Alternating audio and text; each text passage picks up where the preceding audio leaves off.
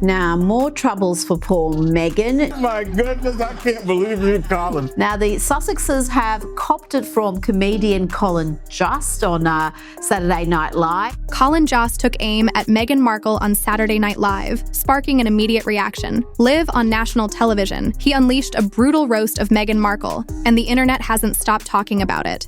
With no filters and no reservations, he delivered his cutting remarks in front of millions during SNL's Weekend Update.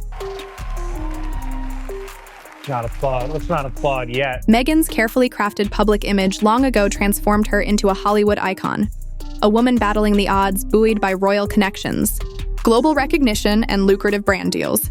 But this polished image quickly took a hit, and people started taking jabs at her. Now, the Sussexes have copped it from comedian Colin Jost on Saturday Night Live. He's joked that one of the conditions of Trump's new trade deal with the UK is that Harry and Meghan have to go back. It's pretty cruel, Kinsey. This time, Colin zeroed in on her recent media maneuvers, revealing the flaws in her royal comeback and the overdone narrative she repeatedly pushes. This wasn't just comedy.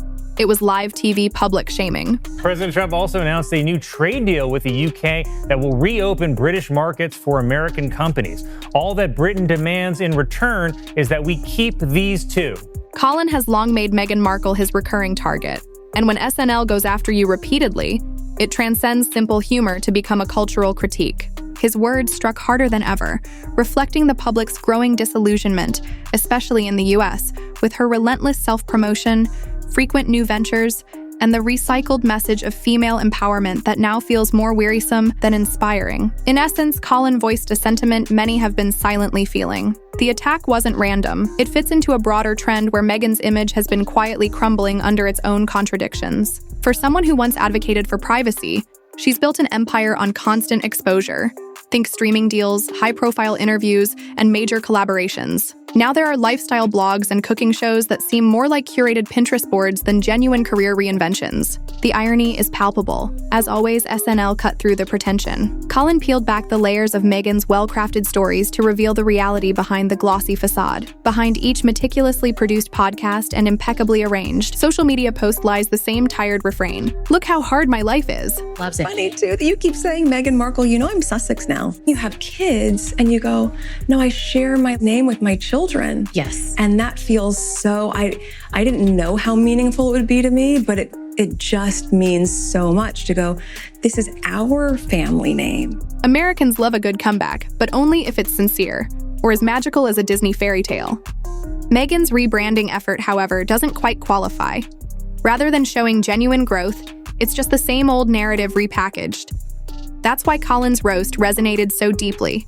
It spoke the unsaid thoughts circulating among viewers. People don't want it. You know, they've realized that the person that they liked in the beginning, except for you, because you saw it immediately, didn't really exist. Colin has also taken jabs at Meghan for capitalizing on her royal hardships, painting herself as a selfless maverick while signing off on massive deals and initiating projects that seem more about self-promotion than genuine causes. His humor strips away the shine, prompting a question that many are quietly pondering. If her mission is to improve the world and celebrate true connection, why does it continually come back to her? I loved my time with Meghan. I'm also like, let her promote her show. I'm here to talk about running. Yes. When comedy aligns with public sentiment, it suggests that an individual's image issue goes beyond poor public relations.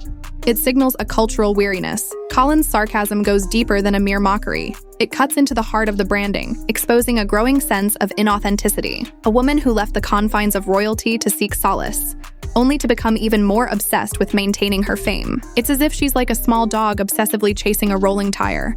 A person who once desired privacy and meaningful expression, but now just won't stop talking, even when there's nothing new to offer. It feels like watching endless reruns of an old show. It's always Meghan, Meghan, Meghan. I don't know what I'm doing. Yet. My business hasn't gotten traction. Yet. No one's picked up my book proposal. Yet. Yes. I haven't found my soulmate. Yet. Everything is yet. The power of yet. The power of yet. These jokes do more than entertain. They underscore the increasing disconnect between Meghan's proclaimed values and the reality experienced by the rest of us. Between the staged press releases, choreographed photo ops, and carefully selected talking points lies a glaring disparity. Despite promoting empowerment, authenticity, and humanitarianism, the incessant luxury branding and calculated search for visibility betray her message. Late-night comedians aren't coming up with these critiques. They're merely mirroring what the public already senses. The laughter isn't just about the punchline. It's a nod of recognition. Finally, someone said it aloud. Amid all the privacy claims, documentary series, memoirs, and red carpet moments, a stark contrast emerges between what is promised and what is actually delivered. What could it be? A mystery for the ages. They're ridiculous after that. Remember when Colin cleverly used the example of tech billionaires and famously quipped about Prince Kermit? Even if initially not aimed directly at Meghan, it somehow all tied back to her. Classic SNL style.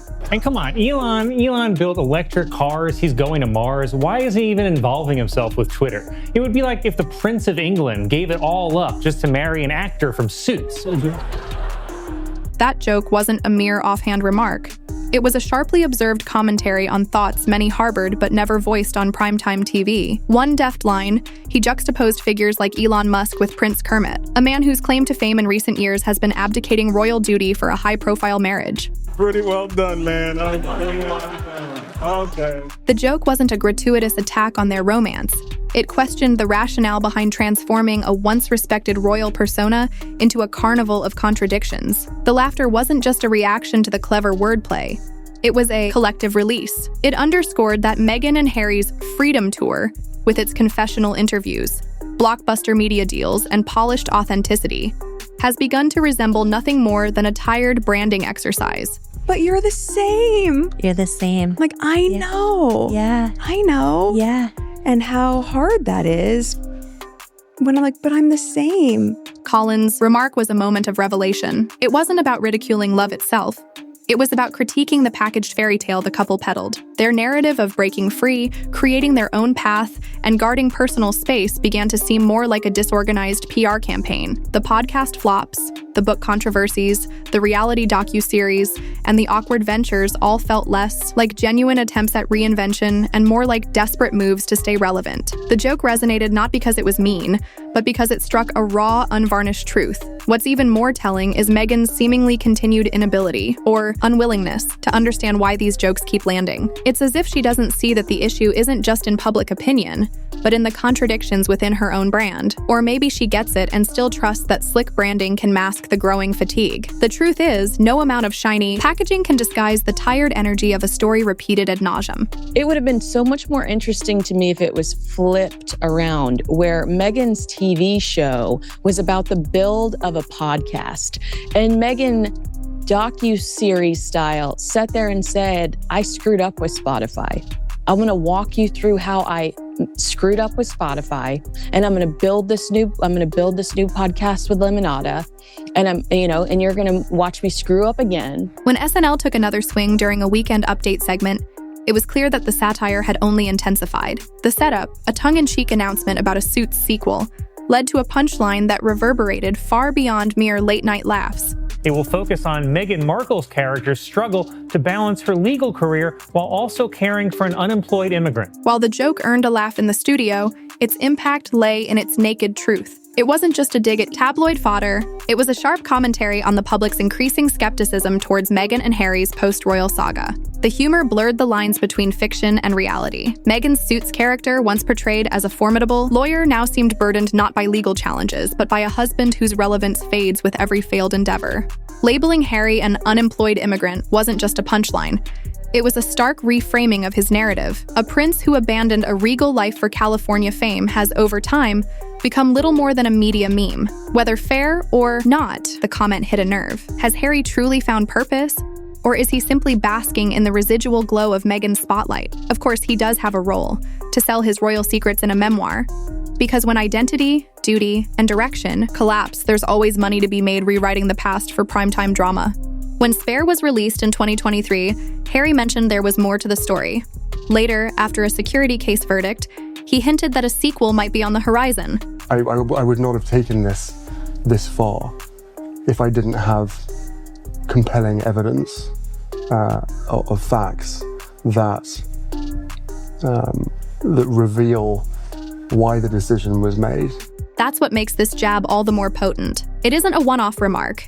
It fits a long-standing pattern. From the start, SNL has portrayed the Sussex saga not as a fairy tale, but as an ongoing joke that has only grown more complex over time.